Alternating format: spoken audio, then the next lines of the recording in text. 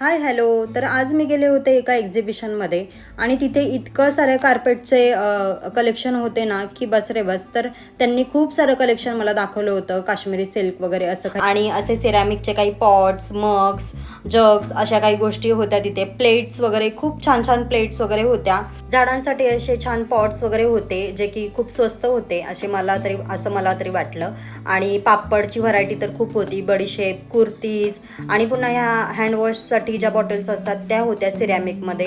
आणि हे जे फ्लॉवर पॉट आहेत जे वेस वगैरे, तर त्यांची डिझाईन तर इतकी छान होती ना, आणि प्रिंटेड होते सगळे.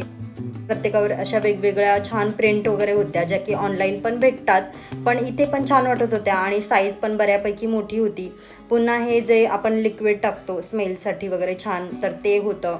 आणि रांगोळीचे साचे वगैरे होते, खूप सारे साचे होते त्यांच्याकडे आणि छान होते. छोट्या छोट्या जे 10-10वाले साचे वगैरे भेटतात तर ते पण होते. ओम, स्वस्तिक किंवा श्री स्वामी समर्थ, महालक्ष्मी अशा काही प्लेट्सच्या साचे पण होत्या त्यांच्याकडे. पुन्हा हे होतं साडीचं कलेक्शन. तिथे कॉटन, लिनन अशा वेगवेगळ्या प्रकारच्या साड्या वगैरे होत्या. पुन्हा हे सगळे स्कर्ट वगैरे होते जे की त्याने शिफॉनचे आहेत असं सांगितलं होतं. डिझाईन्स वगैरे बऱ्यापैकी छान होत्या, म्हणजे लॉंग स्कर्ट, शॉर्ट स्कर्ट अशा काही होत्या. त्यानंतर हे मसाजचं स्टॉल होतं, म्हणजे मसाजच्या सगळ्या गोष्टी वगैरे इथे मिळत होत्या. पुन्हा मसाजसाठी चेअर वगैरे ज्या असतात, मशीन अशा.